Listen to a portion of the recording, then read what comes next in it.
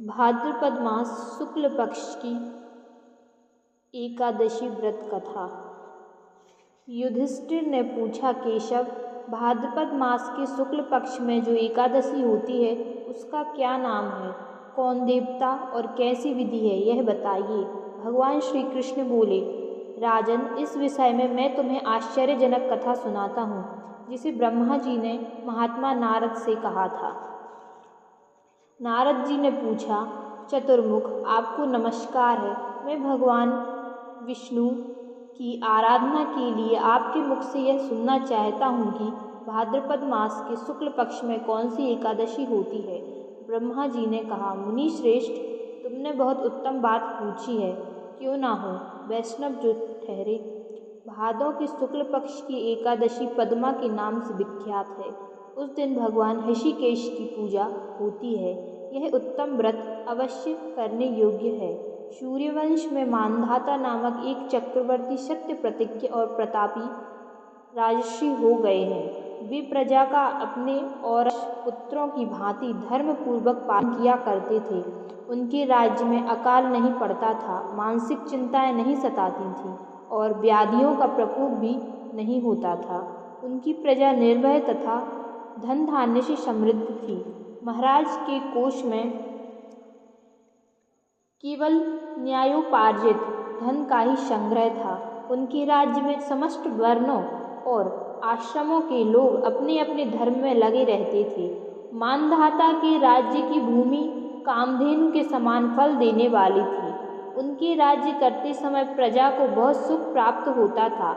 एक समय किसी कर्म का फल भोग प्राप्त होने पर राजा के राज्य में 3 वर्षों तक वर्षा नहीं हुई। इससे उनकी प्रजा भूख से पीड़ित हो नष्ट होने लगी। तब संपूर्ण प्रजा ने महाराज के पास आकर इस प्रकार कहा। प्रजा बोली, नृपश्रेष्ठ, आपको प्रजा की बात सुननी चाहिए। पुराणों में मनीषी पुरुषों में जल को नारा कहा है। वह नारा ही भगवान का अयन निवास स्थान है, इसलिए वे नारायण कहलाते हैं। नारायण स्वरूप भगवान विष्णु सर्वत्र व्यापक रूप में विराजमान हैं। वे ही मेघ स्वरूप होकर वर्षा करते हैं। वर्षा से अन्न पैदा होता है और अन्न से प्रजा जीवन धारण करती है। नृपश्रेष्ठ, इस समय अन्न के बिना प्रजा का नाश हो रहा है, अतः ऐसा कोई उपाय कीजिए जिससे हमारे योग क्षेम का निर्वाह हो। राजा ने कहा, आप लोगों का कथन सत्य है, क्योंकि अन्न को ब्रह्म कहा गया है। अन्न से प्राणी उत्पन्न होते हैं और अन्न से ही जगत जीवन धारण करता है। लोक में बहुधा ऐसा सुना जाता है तथा पुराण में भी बहुत विस्तार के साथ ऐसा वर्णन है कि राजाओं के अत्याचार से प्रजा को पीड़ा होती है। किंतु जब मैं बुद्धि से विचार करता हूँ तो मुझे अपना किया हुआ कोई अपराध नहीं दिखाई देता। फिर भी मैं प्रजा का हित करने के लिए पूर्ण प्रयत्न करूँगा। ऐसा निश्चय करके राजा मानधाता इन्हें गिने व्यक्तियों को साथ ले विधाता को प्रणाम करके सघन वन की ओर चले गए। वहाँ जाकर मुख्य मुनियों और तपस्वियों के आश्रमों पर घूमते फिरे। एक दिन उन्हें ब्रह्मपुत्र अंगिरा ऋषि का दर्शन हुआ। उन पर दृष्टि पड़ते ही राजा हर्ष में भरकर अपने वाहन से उतरे और इंद्रियों को बस में रखते हुए दोनों हाथ जोड़कर उन्होंने मुनि के चरणों में प्रणाम किया। मुनि ने भी स्वस्ति कहकर राजा का अभिनंदन किया और उनके राज्य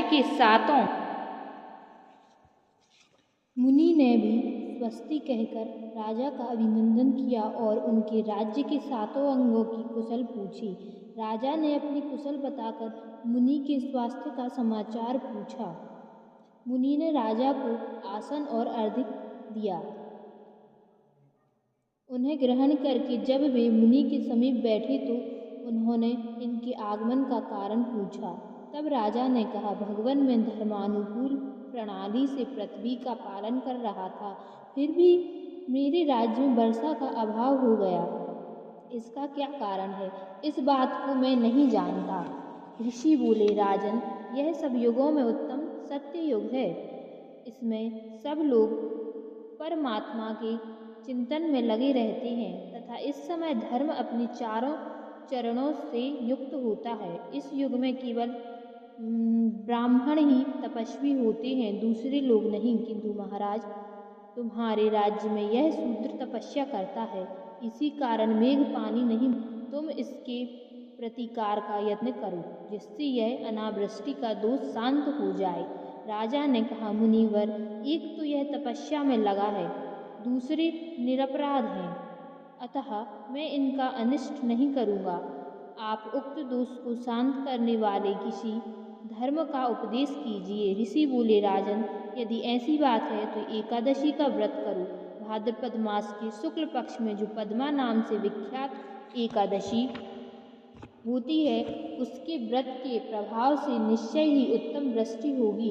नरेश, तुम अपनी प्रजा और परिजनों के साथ इसका व्रत करो। ऋषि का यह वचन सुनकर राजा अपने घर लौट आए। उन्होंने चारों वर्णों की समस्त प्रजाओं के साथ भादों की शुक्ल पक्ष की पद्मा एकादशी का व्रत किया। इस प्रकार व्रत करने पर मेघ पानी बरसाने लगे, पृथ्वी जल से आप्लावित हो गई और हरी भरी खेती से सुशोभित होने लगी।